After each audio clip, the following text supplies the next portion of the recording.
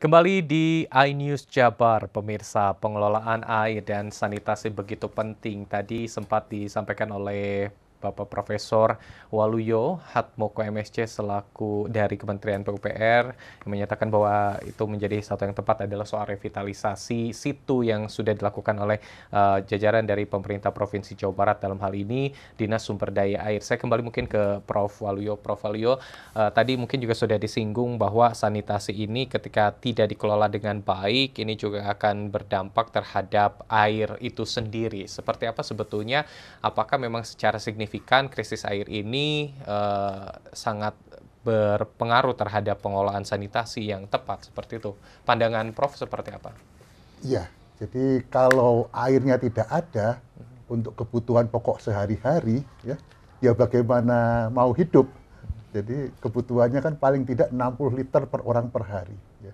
Nah itu kalau tidak terpenuhi maka mungkin mandinya seminggu sekali. Itu bisa sakit ya. Sanitasinya bagaimana? Karena mau ke belakang airnya juga tidak ada. Ini mungkin kita rasakan kalau pas PDAM mati atau pompa kita mati. Ya, gitu.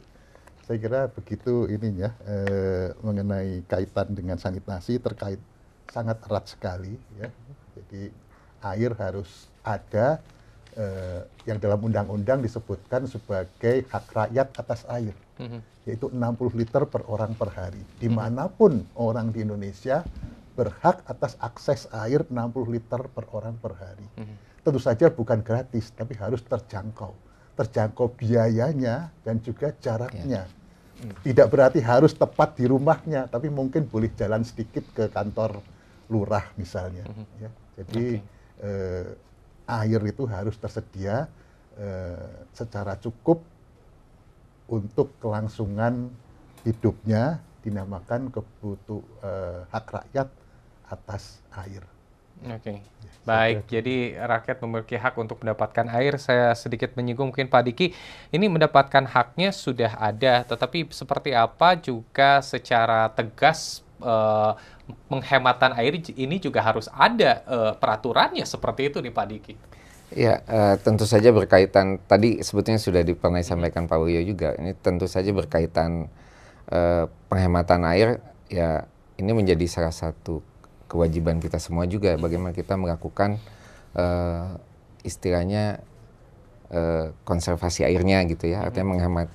Dan ini tentu saja kebijakan ini memang didukung juga sebetulnya oleh beberapa peraturan sebetulnya. Ya tadi contoh kayak seperti water harvesting, sebetulnya itu sudah ada di dalam pada saat kita mengajukan izin bangunan, sebetulnya di dalamnya sudah ada kewajiban kita untuk membangun sumur resapan, membuat tampungan gitu ya. Itu sebetulnya sudah muncul di dalam peraturan-peraturan yang sudah dilakukan. Nah dari sana sebetulnya itu akan menjadi bagian dari gerakan untuk melakukan konservasi air, artinya menghemat air, di dalamnya menghemat air seperti itu. Artinya tinggal bagaimana kita menegaskan kembali tentang izin-izin yang sudah diberikan, apakah memang sudah dibangun atau tidak gitu, seperti itu. Di samping tadi yang sudah disampaikan Pak Prof. Waluyo tentunya berkaitan dengan biaya progresif di dalam tarif air gitu ya. Itu adalah salah satu upaya juga untuk bagaimana masyarakat harus menghemat air. Tadi yang token habis itu salah satunya ada itu. Oke. Ini menarik sempat disinggung soal izin ketika ingin mendirikan bangunan ataupun juga bangunan yang sudah ada. Apakah juga concern dari Dinas Sumber Daya Air ini juga memantau seperti apa penggunaan air, terutama di sektor-sektor industri ataupun juga bisnis? Ya, tentu saja yang kita lakukan sepanjang berkaitan dengan air permukaan, kita melakukan pemantauan juga, artinya berdasarkan izin-izin penggunaan air permukaan, Pak.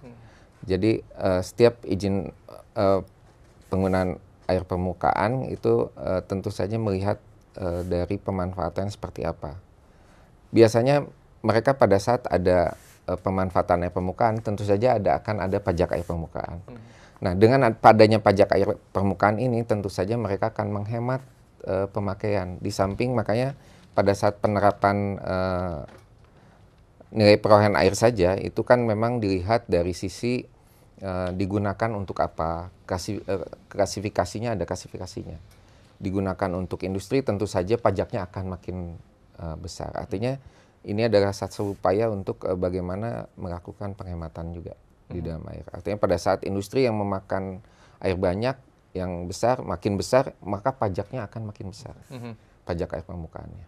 Oke. Jadi Dan itu pajak itu regulasi. juga dipergunakan untuk kembali pelestarian air itu sendiri. Betul. Dan itu memang digunakan kembali untuk istilahnya pengelolaan sumber daya air pada prinsipnya. Oke, baik. Saya ke Pak Dodi. Pak Dodi, cukup menarik soal sanitasi. Kita juga berbincang bahwa soal tanah ataupun juga lahan cukup sulit seperti itu. Apakah ada solusi yang tepat, misalnya adanya sanitasi secara bersama atau komunal, atau sebetulnya juga ya agak sulit juga untuk menerapkan hal tersebut, atau bisa saja itu menjadi salah satu solusi? Ya, jadi menurut kami sebenarnya juga berdasarkan rekomendasi Kementerian PUPR sebenarnya ada yang namanya SPAL DT yang terpusat, bisa disebut dengan IPAL ya, instalasi pengelolaan air limbah. Itu skalanya bisa komunal, bisa sekitar 50 sampai sekitar 100 KK atau sambungan. Bahkan ada yang SPAL DT itu yang sampai kawasan sifatnya, yang istilahnya bisa sampai ribuan sambungan rumah tangga. Nah, mungkin opsi-opsi tadi dibuat terbuka ya, dilihat dengan kondisi konteks kota kabupaten yang kita bekerja.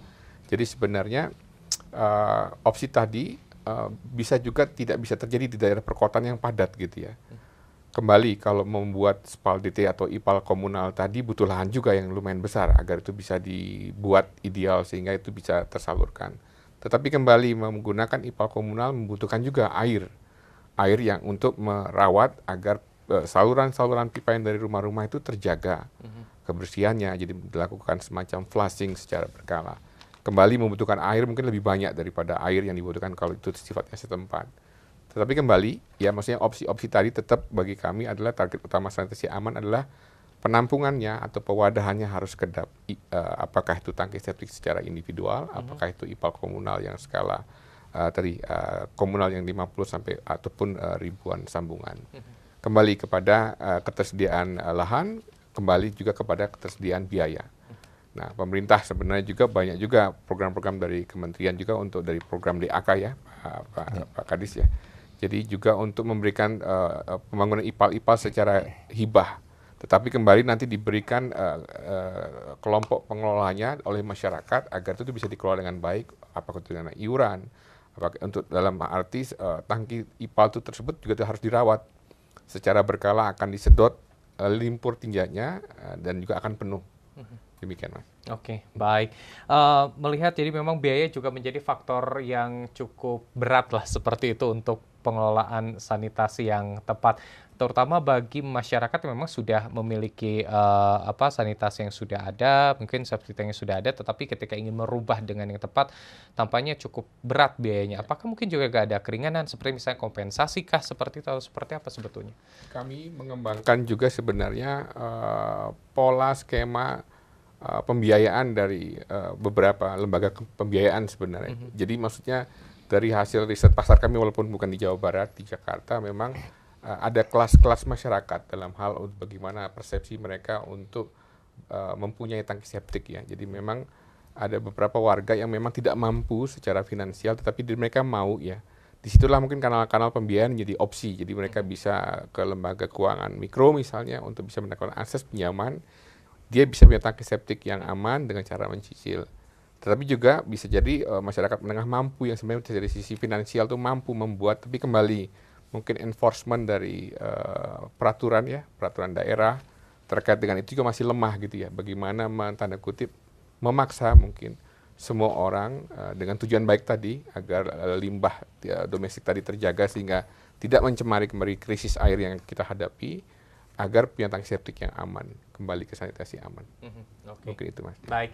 Pemirsa, pengelolaan yang tepat terhadap mencegah tentunya krisis air ataupun juga soal sanitasi ini menjadi salah satu yang penting, terutama dari Anda ataupun juga dari diri sendiri, masyarakat, keluarga seperti itu. Dengan adanya percepatan perubahan ataupun juga accelerating change ini menjadi salah satu upaya yang bisa terus dilakukan untuk meminimalisir krisis air dan juga sanitasi ini, pemirsa. Kita akan lanjutkan seperti apa yang harus dilakukan secara mudah bagi Anda pemirsa di rumah ataupun Anda yang pelaku bisnis. Untuk itu tetaplah bersama kami di Dialog iNews Jabar.